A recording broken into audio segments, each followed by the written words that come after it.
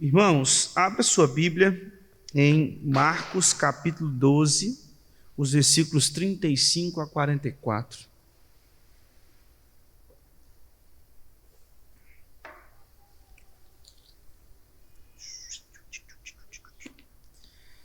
Marcos capítulo 12, versículos 35 a 44.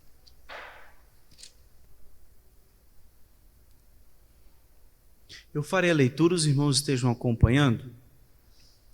Marcos 12, 35 a 44. Jesus, ensinando no templo, perguntou: Como dizem os escribas que o Cristo é filho de Davi? O próprio Davi falou pelo Espírito Santo: Disse o Senhor ao meu Senhor: Assenta-te à minha direita até que eu ponha os teus inimigos debaixo dos teus pés. O mesmo Davi chama-lhe Senhor, como pois é ele seu filho? E a grande multidão ouvia com prazer. E ao ensinar dizia ele: Guardai-vos dos escribas que gostam de andar com vestes talares e das saudações nas praças, e das primeiras cadeiras nas sinagogas e dos principais lugares nos banquetes, os quais devoram as casas das viúvas e para o justificar fazem longas orações. Estes sofrerão juízo muito mais severo. Assentado diante da gasofilácio, observava Jesus como o povo lançava ali o dinheiro. Ora, muitos ricos depositavam grandes quantias. Vindo, porém, uma viúva pobre, depositou 2 pequenas moedas correspondentes a 1 quadrante.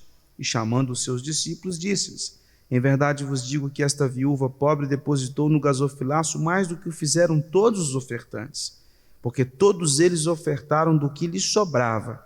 Ela, porém, da sua pobreza, deu tudo quanto possuía, todo o seu sustento.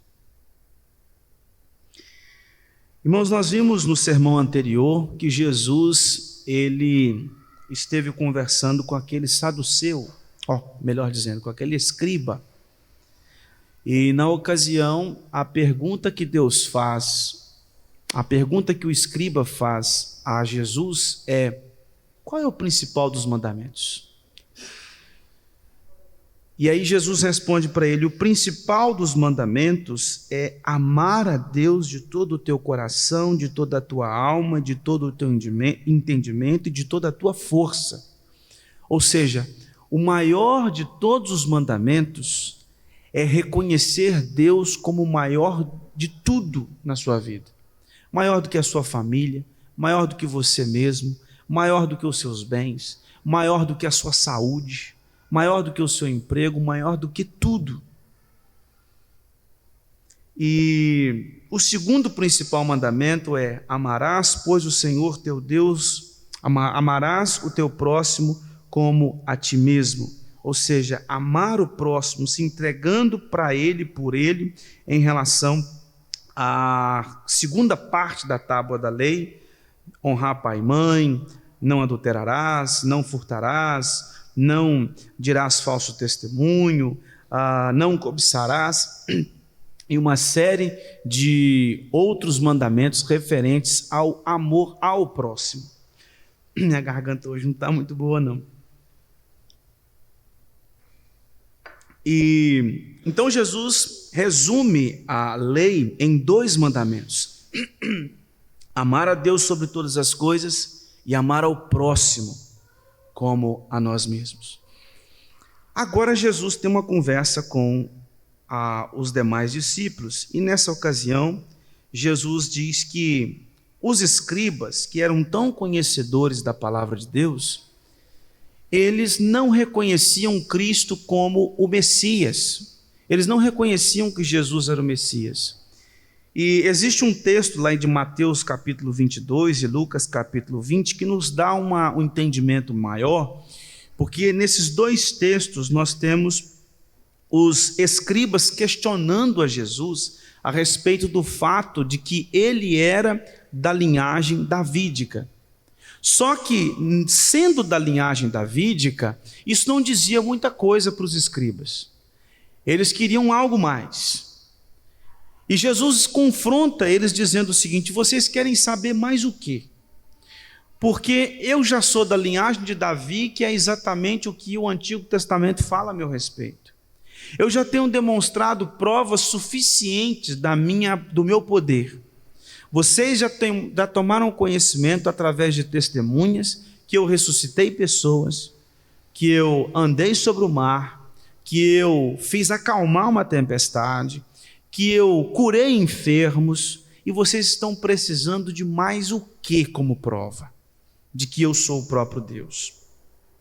Logo em seguida, Jesus fala da hipocrisia dos escribas. E aí, para trazer uma demonstração de como eles eram maus, Jesus traz aqui para nós este exemplo da viúva, que entrega essas 2 moedinhas lá no gasofilácio. Então, o que nós veremos aqui é Jesus condenando a atitude dos escribas, porque eles não tinham a fé verdadeira, e porque não tinham a fé verdadeira, eles não tinham uma prática verdadeira. Porque eles não acreditavam no Messias, que estava diante dos olhos deles, eles não passavam a viver de acordo com essa fé no Messias. E por que eles estavam distantes da palavra do Senhor? Porque não houve uma transformação dos seus corações. Este escriba que conversa com Jesus nos versículos 28 a 34, começa a entender. Tanto que quando Jesus responde para ele que os 2 principais mandamentos é amar a Deus e amar ao próximo, ele fala assim: disseste bem, realmente, amar a Deus e amar ao próximo resume tudo. E aí Jesus faz uma réplica, né? A tréplica. Jesus diz assim: você não está longe da conversão, você está quase se convertendo. Só que a maioria dos escribas estavam longe da palavra do Senhor. E porque estavam longe da palavra do Senhor, eles não viviam de acordo com a palavra do Senhor. O que Marcos quer nos ensinar, trazendo esse texto aqui para nós? Ele quer nos ensinar que o discipulado de Cristo ele é integral. Você vive o que crê, você pratica aquilo que você crê. Eles não praticavam aquilo que glorificava a Deus porque eles não estavam fundamentados numa fé verdadeira. A religião deles era falsa. E porque a religião deles era falsa, a prática deles era falsa. Então Jesus primeiro condena essa falsa religião e depois Jesus aplica para nós, através da ilustração aqui da viúva, qual é a verdadeira religião. Qual é a religião que agrada ao Senhor Deus Todo-Poderoso? Então vamos ver aqui, primeiro os versículos 35 a 40, quando Jesus condena a falsa religião. Jesus, ensinando no templo, perguntou: como dizem os escribas que o Cristo é filho de Davi? O próprio Davi falou pelo Espírito Santo: disse o Senhor ao meu Senhor: assenta-te à minha direita, até que eu ponha os teus inimigos debaixo dos teus pés. O mesmo Davi chama-lhe Senhor, como pois é ele seu filho, e a grande multidão o ouvia com prazer. Para que esse texto está aqui? Para mostrar para nós que Jesus não é só da descendência de Davi, como Jesus é o Messias prometido, que demonstrou isso nos seus atos miraculosos. Quando ele fala para os escribas assim: vocês não prestaram atenção no Salmo 110, não, um salmo que inclusive nós lemos aqui na liturgia.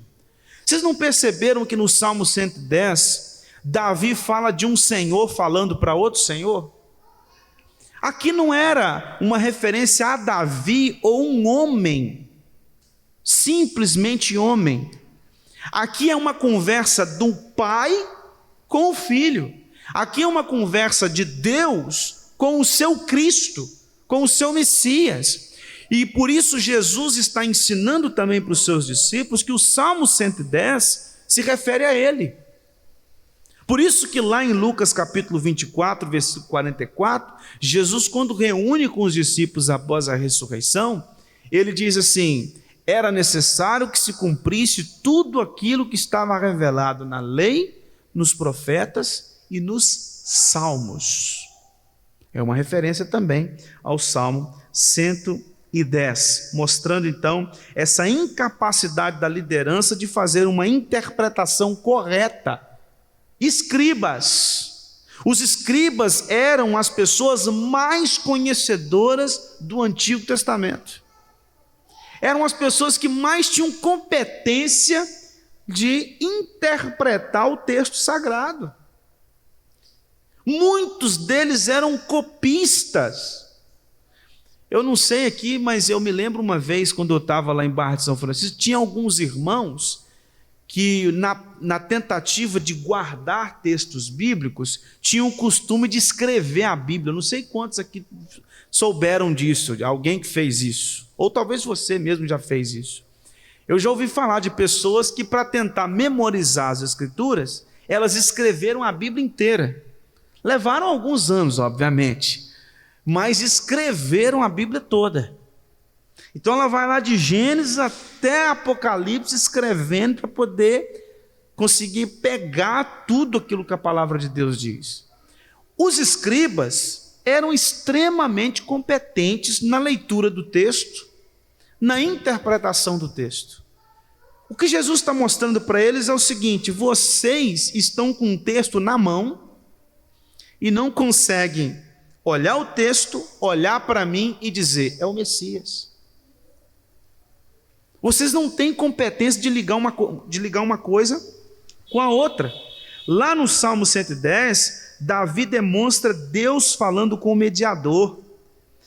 Naquela ocasião do texto, Deus está prometendo ao mediador poder, autoridade, majestade. E é exatamente o que estava acontecendo. Vocês lembram qual foi um dos primeiros questionamentos aqui no capítulo 11, no capítulo 12? Com que autoridade você faz essas coisas? E você ensina essas coisas? Outra coisa, poder.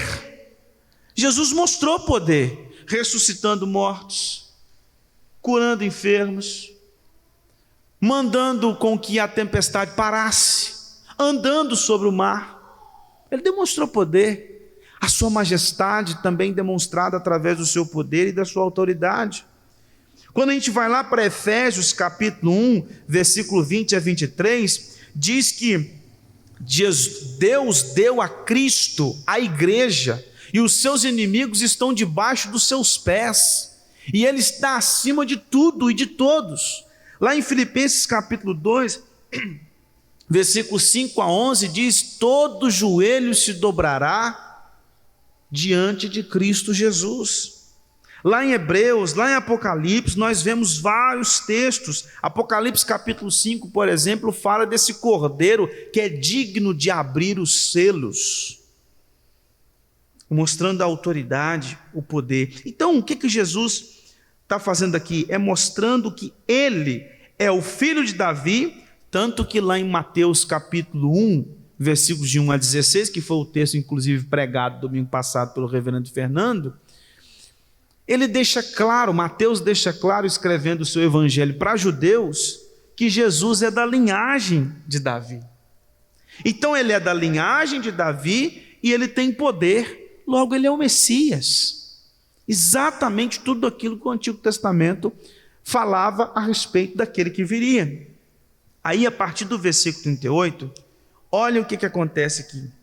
E ao ensinar, dizia ele, ensinar para os discípulos: guardai-vos dos escribas, que gostam de andar com vestes talares e das saudações nas praças, e das primeiras cadeiras nas sinagogas, e dos primeiros lugares nos banquetes, os quais devoram as casas das viúvas e, para o justificar, fazem longas orações. Estes sofrerão juízo muito mais severo. Sabe o que Jesus está exortando aqui? A hipocrisia desses homens. Olha a primeira parte. Tomem cuidado com os escribas, porque eles gostam de andar com vestes talares. Aqui a ideia é o seguinte: os escribas gostavam de ser vistos por quem eles eram. Para que você possa entender melhor o que é que Jesus está falando aqui, não tem essas pessoas que saem pelas ruas com a vestimenta e todo mundo fala assim: esse cara deve ser alguma coisa muito grande, né? Esse cara está de terno, gravata, isso deve ser um advogado, deve ser um empresário, um executivo, alguma coisa assim, está com uma maleta preta carregando, então ele tem uma imponência, né? Outra coisa, quando a gente vai para o contexto religioso, no catolicismo romano, e vale ressaltar que o colar clerical é do protestantismo, tá? Isso não é uma invenção do catolicismo romano. Aquelas camisetas com colar clerical, que eu já quis comprar, mas a Débora falou que não aceita. Então, essas camisas, quando você anda, todo mundo fala assim: é um padre, é um pastor, é alguém de autoridade. E nós somos protestantes com alma católica. Por que eu falo isso? Porque a gente sempre acha que a oração do pastor é melhor. O pastor está um degrau acima dos demais. Então, o que os escribas faziam? Eles gostavam de andar de uma forma que todo mundo olhasse e dissesse: olha lá os escribas. Cuidado, hein? Com o que você vai falar perto do escriba. Cuidado como você vai agir perto do escriba. Então os escribas, eles gostavam de andar assim para serem vistos, para serem reconhecidos como pessoas diferentes. Olha o que o texto continua dizendo: eles também gostam das saudações nas praças. Tentando contextualizar isso aqui para a gente entender, eles eram daqueles que gostavam de chegar num supermercado e dizer que a paz de Cristo esteja contigo, varão. Eles gostavam de sair abençoando todo mundo para a rua fora, e levantando a mão, e fazendo todo aquele teatro, para serem vistos como piedosos. E das primeiras cadeiras nas sinagogas, eles eram as pessoas que estavam lá na frente, bem vestidos, com aquele ar de tô pertinho de Deus, e ainda sentado lá na frente. Cuidado como você fala comigo, viu, varão? Eu me lembro uma vez que lá em Belo Horizonte, eu tinha terminado o culto, eu estava desligando o teclado, aí chegou um senhor atrás de mim e falou: oi, Arthur, tudo bom? Aí eu fui virar para cumprimentar: tudo bom com o senhor? Era um senhor, né? Tudo bom com o senhor? Ele: reverendo fulano de tal. Aí eu entendi o recado, né? Ô reverendo, tudo bom? Porque ele queria que eu não chamasse ele de senhor, eu tinha que chamar ele de reverendo fulano de tal. Então, esses homens aqui gostam disso, de serem reconhecidos nas ruas, de mostrar que são piedosos. Das primeiras cadeiras nas sinagogas, eles querem estar lá na frente, bem vestidos, vão à tábua, empinadinhos. Dos primeiros lugares nos banquetes, na hora que o povo se reunia para celebrar alguma coisa, eles eram aqueles que estavam na frente. E eu acho interessante porque tem um texto que Jesus fala sobre isso, né? Ele fala assim: quando você chegar numa festa, você senta lá no último banco. Eu aprendi isso com meu pai sem saber que ele tinha aprendido isso na Bíblia. Uma vez meu pai falava assim: Arthur, quando você chegar num lugar, você chega e fica lá atrás.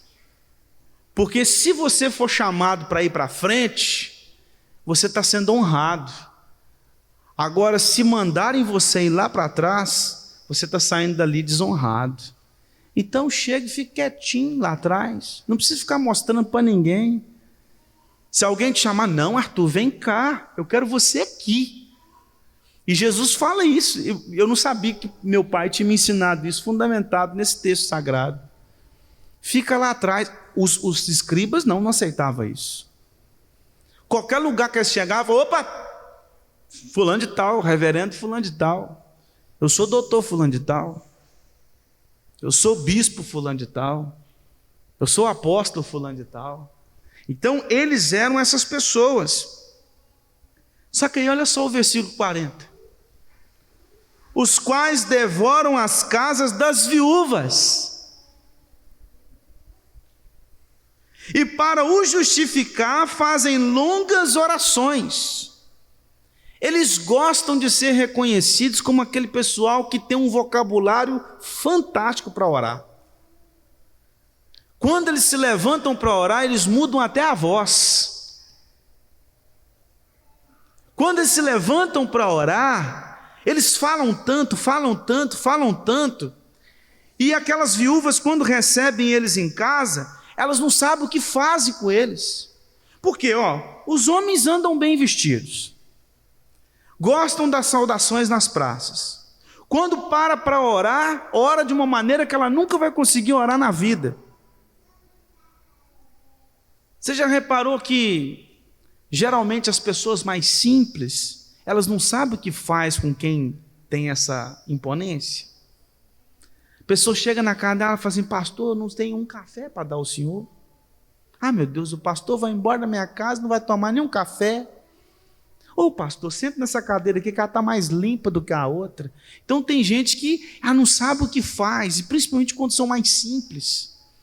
Aqui Jesus está dizendo que essas mulheres estavam recebendo os escribas em casa e eles estavam extorquindo as viúvas. Nós lemos aqui em Isaías capítulo 1, de 10 a 20, que Deus chama a atenção da nação de Israel, porque eles estavam cultuando a Deus, mas os órfãos e as viúvas estavam sendo extorquidos. Eles estavam maltratando aqueles que deveriam ser socorridos. E Deus chama eles: vinde, arrazoemos, ainda que os vossos pecados sejam como a escarlata, eu vos tornarei brancos como a neve. Aí Jesus fala: estes sofrerão juízo muito mais severo. Nós estamos estudando a carta de Tiago. Está queimando? Nós estamos estudando a carta de Tiago, lá no capítulo 3, nós vimos que muitos estavam se colocando como mestres na comunidade da fé e usando a língua de uma maneira maldosa. E naquela ocasião, Tiago fala assim: não queiram muitos de vós ser mestres, porque quanto mais vocês conhecem da palavra, mais castigo virá sobre vocês. Porque aqueles que estão no lugar de professores vão ser cobrados diferente dos alunos. Porque a tendência é do professor saber mais do aluno. Então saiba de uma coisa aqui: a cobrança de Deus sobre a minha vida é muito maior do que a vida de vocês. A cobrança de Deus sobre a vida dos pastores da igreja é muito maior. É muito maior. Porque a gente está num lugar de ensinar. Então, a maneira como Deus vai me julgar é diferente da maneira como Ele julga vocês. E por isso que eu tenho que tomar muito cuidado naquilo que eu falo, naquilo que eu ensino. Porque senão eu serei cobrado por causa disso. Irmãos, a gente precisa entender aqui o contexto da época, para que vocês tenham uma ideia do que estava acontecendo. E a ilustração depois, a partir do 41, vai trazer essa ideia para a gente, da situação daquela viúva. Irmãos, as viúvas nos tempos bíblicos, elas não eram as viúvas que a gente vê hoje, não. As viúvas que têm pensão do que partiu, as viúvas que às vezes têm uma situação financeira boa. As viúvas daquela época não tinham nada disso, não. Pra você ter ideia, elas eram completamente dependentes. As mulheres naquele tempo eram completamente dependentes dos seus maridos. Quando esses homens morriam, geralmente o marido morria, os pais já haviam falecido. Então ela ficava a ver navios, porque não tinha previdência naquele tempo, não tinha nada disso. Então elas dependiam do socorro da igreja. Por isso que no Antigo Testamento nós temos leis para o socorro às viúvas, para o socorro aos órfãos, porque não tem quem os socorra. A mulher acabou de perder o seu marido, quem trazia o sustento para dentro de casa era ele. Aí agora ele faleceu, como é que essa mulher vai comer? Então, igreja, se reúna e socorra. Isso não é só do Antigo Testamento, você vai encontrar isso no Novo. Paulo escreve para Timóteo e fala: cuida das viúvas. E é tão interessante lá que Paulo fala assim: mas em primeiro lugar ensine as famílias a cuidar das viúvas existentes nas famílias, para depois a igreja ir lá e socorrer naquilo que for necessário ainda. Então a igreja sempre teve leis para o socorro dessas pessoas, porque elas não tinham esse cuidado, elas não tinham amparo legal, elas eram completamente dependentes economicamente do seu marido. Mas nós temos no Antigo Testamento e no Novo Testamento leis que ordenavam o cuidado, o socorro a essas mulheres. Olha o que disse Paulo lá em 2 Timóteo, capítulo 3, versículos 1 a 8, a respeito de muitos homens que estavam muito parecidos com os escribas.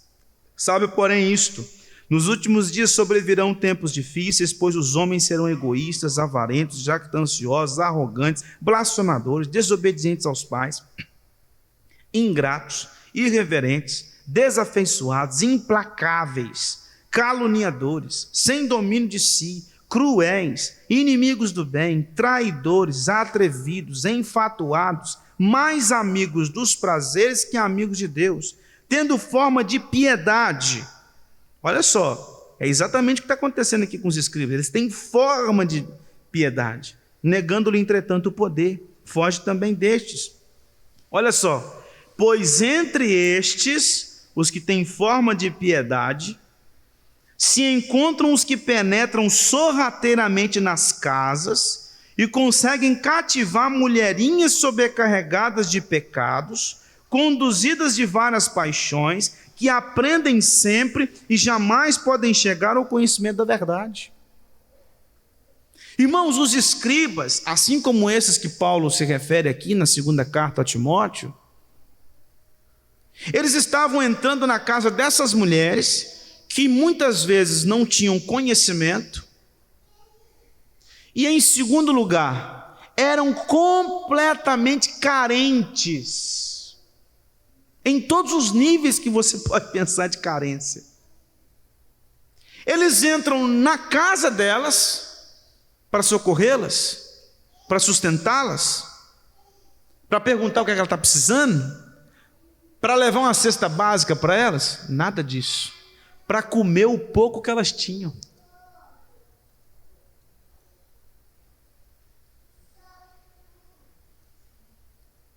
Elas não tinham nada, além de algumas poucas doações, e esses homens ainda iam lá e comiam o que elas tinham.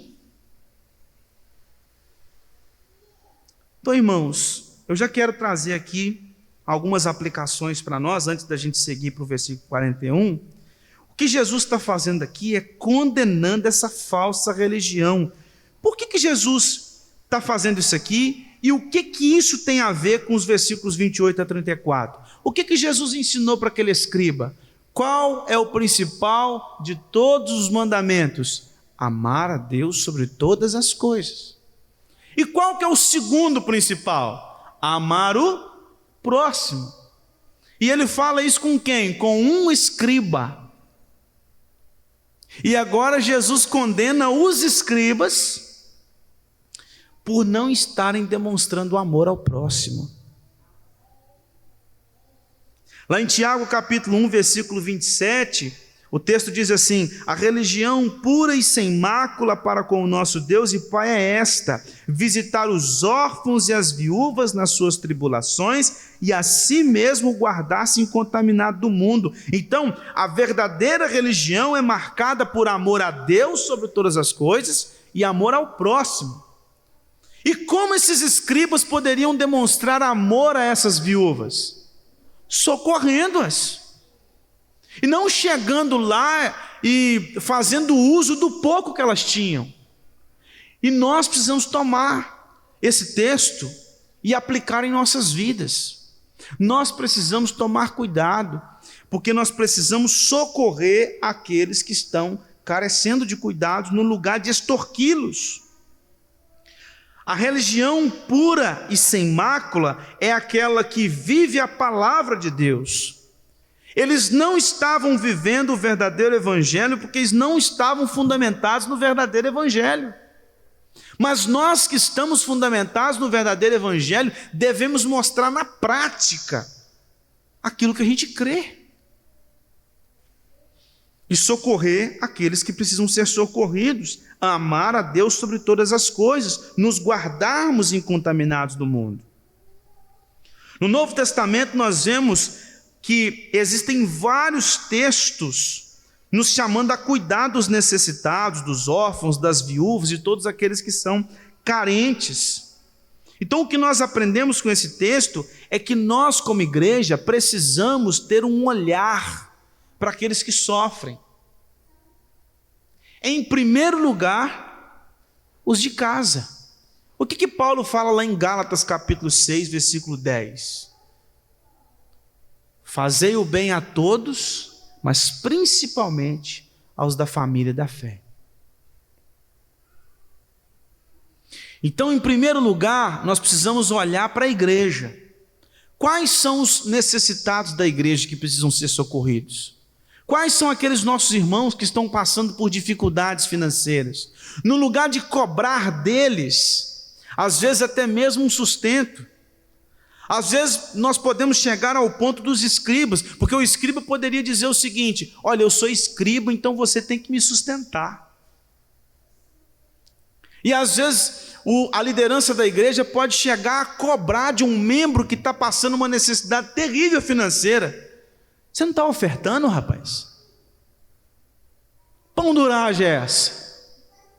Sem conhecer a realidade que aquela pessoa está passando. Sem entender que talvez ela não está ofertando porque ela não tem condições de ofertar. Então, no lugar de agirmos como escribas, nós precisamos agir com misericórdia e socorrer aqueles que estão carentes, em primeiro lugar, na comunidade da fé. E depois estender esse cuidado aos de fora. Às vezes, hoje nós estamos vendo esse contexto aí das chuvas lá no Rio Grande do Sul, e é muito bonito ver a igreja se envolvendo em socorrer aquelas pessoas que estão passando necessidade lá. Só que às vezes, nós fracassamos em socorrer aqueles que estão do nosso lado. Eu vou trazer aqui uma paráfrase de uma palavra do reverendo Ronaldo Lidório. Ele fala assim: não mande ninguém para o outro lado do mundo para pregar o evangelho, se ele não sabe pregar no outro lado da rua. Que tem muita gente que quer ser missionário lá no Japão, lá na África, lá na França. Eu quero ser missionário lá em Paris. Mas ele nunca pregou o evangelho para o vizinho de porta. Então agora vamos parafrasear essa palavra dele. O que adianta socorrer lá no Rio Grande do Sul, sendo que tem gente na nossa porta, na nossa congregação, passando necessidade, mas a gente quer participar de uma campanha? É bonito socorrer aqueles que estão lá? Claro que é, eu não estou condenando isso. Eu estou dizendo que a gente não pode passar por cima do cadáver dos outros para poder cuidar do que está do lado de lá. A gente precisa aprender a cuidar, em primeiro lugar, dos que estão perto, principalmente os da família da fé. Jesus também condena na sua palavra o uso da religião para ganho pessoal. E vocês têm visto isso muito aí, né? Gente se enriquecendo às custas da igreja. Olha o que disse Paulo lá em 1 Timóteo capítulo 6, de versículos 3 a 8. Se alguém ensina outra doutrina e não concorda com as sãs palavras de nosso Senhor Jesus Cristo e com o ensino segundo a piedade, é infatuado, nada entende, mas tem mania por questões e contendas de palavras, de que nascem inveja, provocações, difamações, suspeitas malignas, altercações sem fim, por homens cuja mente é pervertida e privados da verdade, supondo que a piedade é fonte de lucro. De fato, grande fonte de lucro é a piedade com o contentamento. Porque nada temos trazido para o mundo, nem coisa alguma podemos levar dele. Tendo sustento e com o que nos vestir, estejamos contentes. Essa palavra de Paulo é para quem? É para um pastor. Timóteo. Timóteo, tendo sustento e com que se vestir, esteja contente. O que Paulo disse lá aos Filipenses no capítulo 4, versículo 10 a 13? Eu sei viver na abundância e na escassez. Tudo posso naquele que me fortalece. Eu sei viver com pouco e com muito. Porque a minha segurança, a minha paz, a minha alegria, o meu contentamento não depende do quanto eu tenho, mas depende do Deus que eu sirvo. Então a primeira palavra aqui vai aos pastores, aos líderes. Muitos líderes acabam agindo como os escribas, tirando o pouco que as pessoas têm. Não é isso que nós vemos no movimento neopentecostal? As pessoas entregando o pouco que têm para que esses homens fiquem comprando fazenda, para que esses homens comprem emissora de TV, para que esses homens se enriqueçam às custas da fragilidade econômica de muitas pessoas que ali estão. Gente que às vezes não tem o que comer dentro de casa e dá o pouco que tem. São escribas. Mas às vezes não são aqueles só do movimento neopentecostal. Às vezes tem gente do nosso meio também, que quer agir com maldade, tirando o pouco que as pessoas têm. E também fica uma palavra para nós, irmãos. A gente tem que ser contente com aquilo que Deus nos dá. Não é pecado você querer ter um emprego melhor, não é pecado você ter uma situação, querer ter uma situação econômica melhor, isso não é pecado. Mas que o seu contentamento não esteja vinculado à sua conta bancária ou aos bens que você possui. O nosso contentamento tem que ser o Senhor. Deus vai cuidar de você no pouco e no muito, e isso é que importa. E outra coisa que a gente aprende com esse texto também é que Jesus condena o desejo de ser honrado pelas pessoas, porque Jesus disse no capítulo 10, maior é o que serve. Às vezes nós agimos como escribas, quando a gente quer a proeminência, quando a gente quer a glória, quando a gente quer os louros, quando a gente faz uma atividade e fica esperando que a igreja aplauda o que nós fizemos, quando a gente fica esperando o reconhecimento da igreja, quando a gente fica esperando as homenagens da igreja, quando a gente fica esperando o pastor chamar a gente para ir à frente. Vem cá, meu irmão, senta aqui nessa cadeira. E aí a pessoa chega a ficar grande. Às vezes a gente faz isso porque a gente é idólatra por natureza. A gente quer o reconhecimento, como esses escribas muitas vezes queriam. Mas Jesus não ensina isso, ensina o serviço. Maior não é o Senhor, maior é o que serve. Seguindo, versículo 41. Jesus agora ensina a verdadeira religião. Olha, assentado diante do gasofilácio, porque Jesus estava no templo, conforme o versículo 35. Assentado diante do gasofilácio, observava Jesus como o povo lançava ali o dinheiro. Ora, muitos ricos depositavam grandes quantias. Vindo, porém, uma viúva pobre, depositou 2 pequenas moedas correspondentes a 1 quadrante. E chamando os seus discípulos, disse-lhes: em verdade vos digo que essa viúva pobre depositou no gasofilaço mais do que o fizeram todos os ofertantes. Porque todos eles ofertaram do que lhes sobrava. Ela, porém, da sua pobreza deu tudo quanto possuía, todo o seu sustento.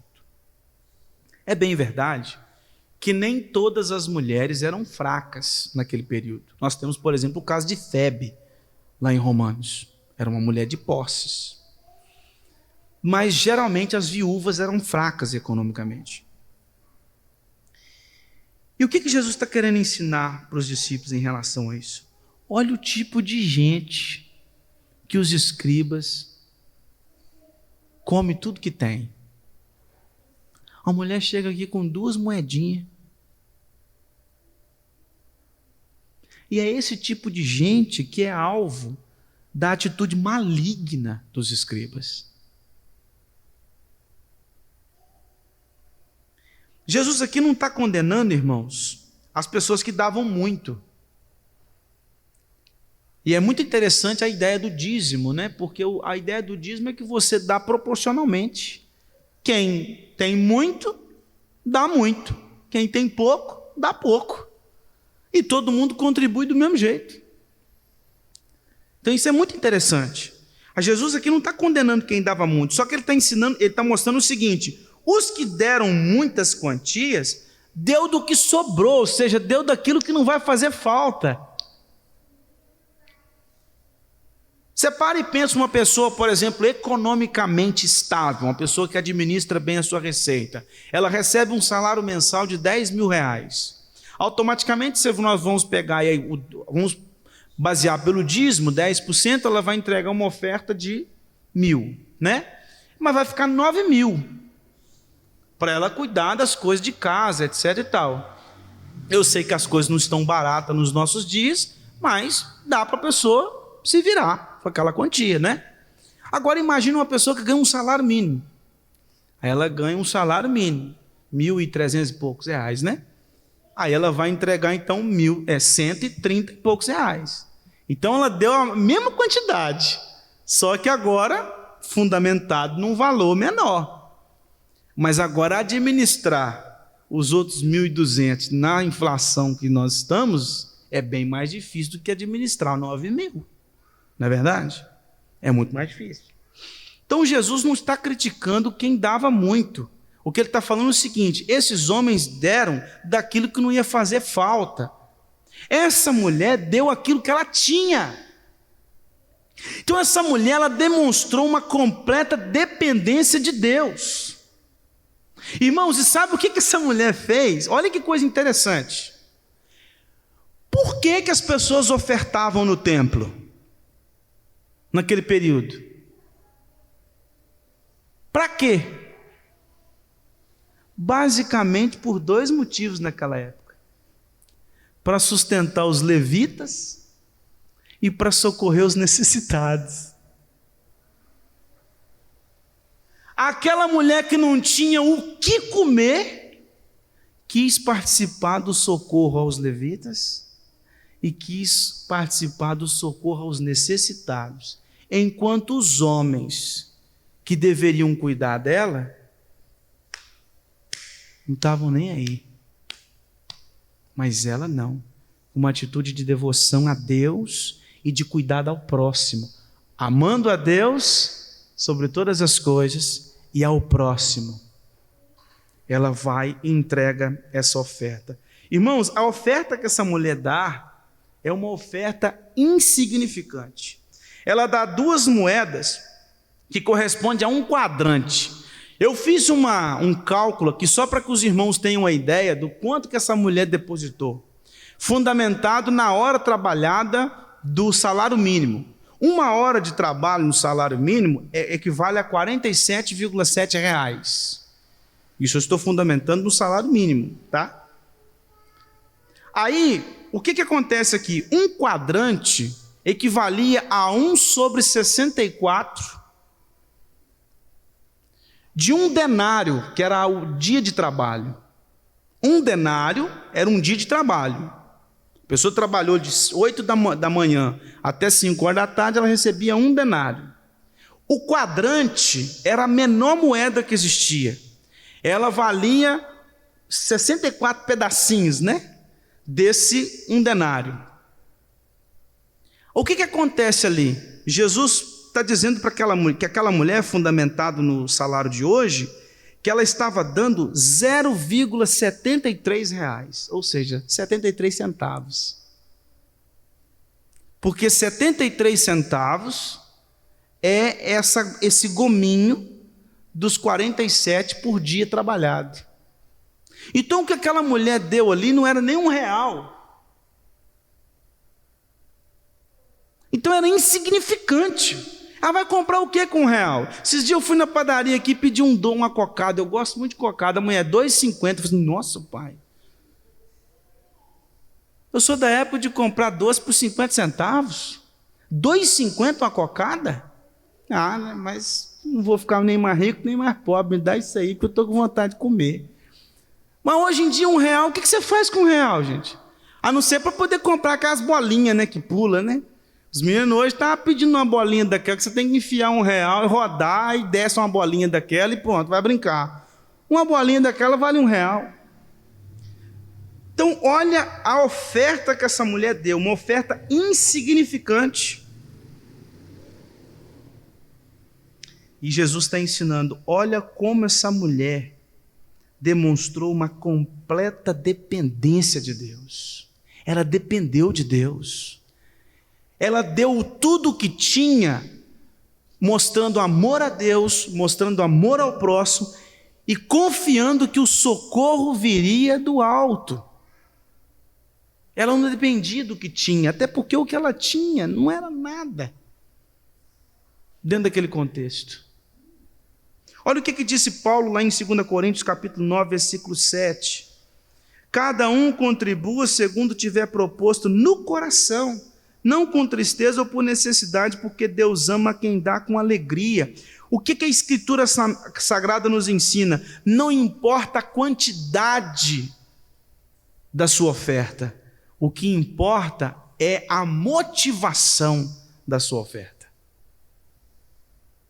O problema não está em dar 10 mil de oferta ou R$1. A questão está em o quanto seu coração está entregue a Deus quando você faz isso.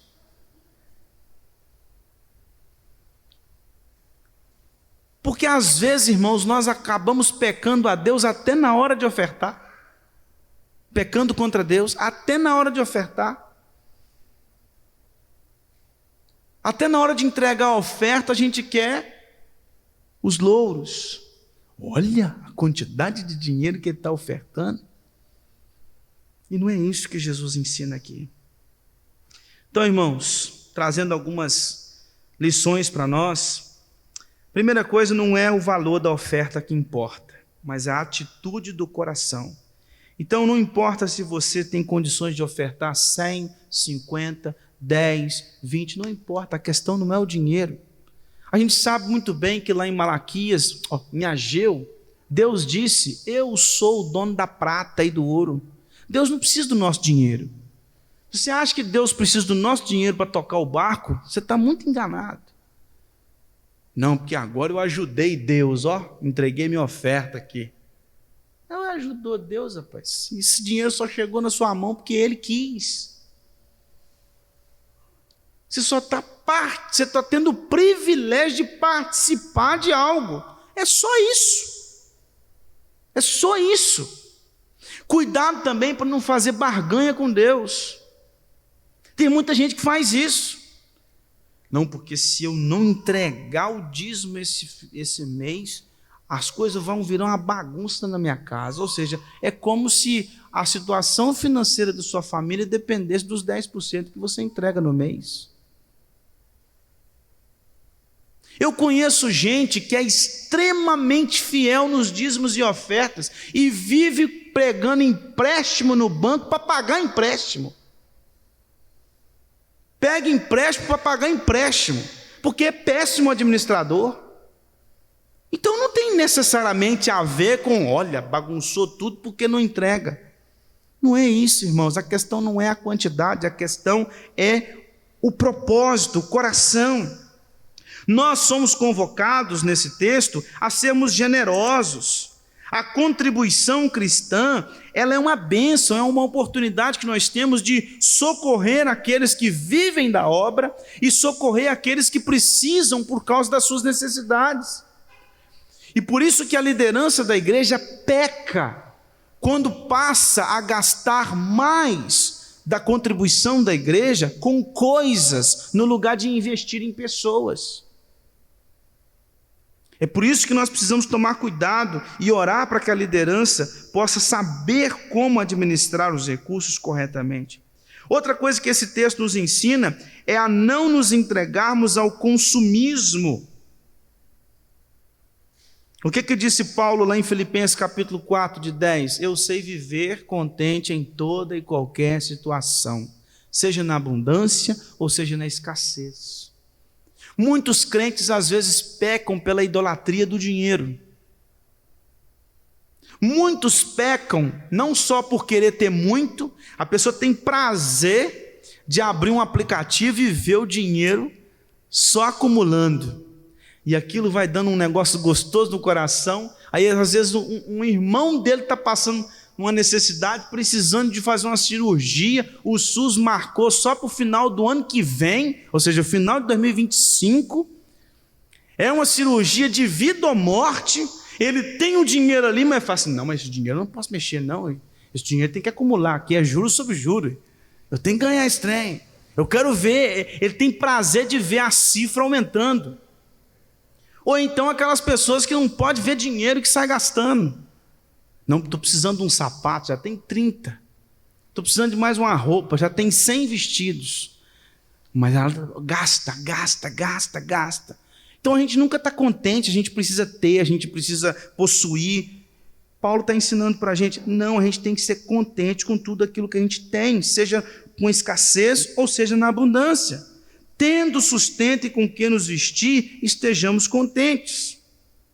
Então esse texto nos ensina que a verdadeira religião ama a Deus sobre todas as coisas, ama o próximo, socorre o próximo, sustenta o próximo e participa da contribuição na igreja do Senhor. E eu gostaria de concluir dizendo que aqueles que reconhecem a Cristo como seu Redentor e Senhor, que reconhecem que Cristo é o Messias, eles devem então entregar o seu coração a amar a Deus sobre todas as coisas e ao próximo. Como? Socorrendo o próximo que está passando por necessidade. A gente precisa tratar o nosso coração, que muitas vezes falta generosidade.